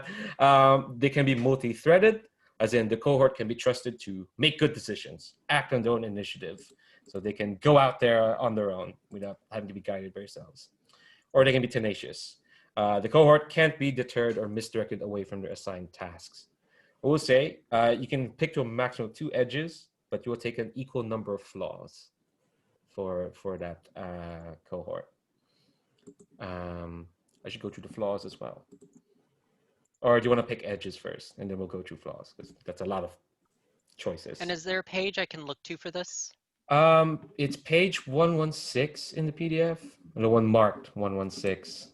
I think it might be in handouts. Hold on. No, it doesn't look like it. Kind of annoying. Anyway. I would also like to know what the flaws are. So, before we go hog wild picking edges, we know whether it's going to, how badly it's going to attack. Okay, yeah, true. The first flaw is bloatware. The cohort has like, I would say like cohorts are kind of like, yes, they're kind of like processes. So they're not like on the level of users. They're kind of like bots, basically. But one of the flaws is like bloatware. They've got pre-installed obligations to another faction, and yeah, they're gonna report on you to that other faction. They've got mandatory patches. They're not always available because they need a lot. They have an unusually frequent maintenance requirements. They might have stock avatars in that they look unimpressive. They look generic, especially compared to you lot. The cohort is unimpressive to look at, which is unflattering to your crew's reputation. That's a cruel flaw to have. And the last one is willful. The cohort has an ethic or value that it won't betray and may question orders. Stock avatar. God. It's so funny. Yeah, I also think that we really need stock avatars as one of the flaws. I mean, I'm just imagining if we're in the city, but they're just like generic gangster. Number 2 is like the avatar. We have all of them. They're just all like bald guys with sunglasses in pinstripe suits. Yeah, and like rendered in like a really low resolution. Yeah, they look like the Jaggies. Yeah, they're civilians in a PS2 Grand Theft Auto game. Just. So we're picking that flaw at least, so you have to pick an edge.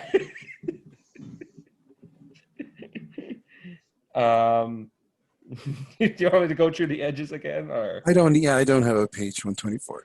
Yeah, no worries. Actually, I can just show this. Hold on, let me hide my bookmarks bar. I could just share this. So let's save some time. There we go. Yeah, there we go. Debug routines. They can survive initial contact with glitch and navigate chaotic or degraded environments. Subtext routine. So, okay, this makes more sense now that I know their processes. Capable of understanding and negotiating nuanced social situations. Multi-threaded. I would vote for tenacious. If you want to go with only one. The cohort can be deterred from or misdirected away from their assigned tasks. Yeah. Brandon, Puckett, is that okay with yourselves? Yeah, I actually think it goes well with stock avatars. Is that these are small, tight, unimaginative bits of code. They just don't have. There's not a lot of handles for anybody to hack them. Puckett, is that okay with yourself? Fine by me. God. Okay. Hey, I'm just, I'm in a room with people who understand the mechanics of this a lot better, so I'm just I can roll with pretty much whatever. Okay.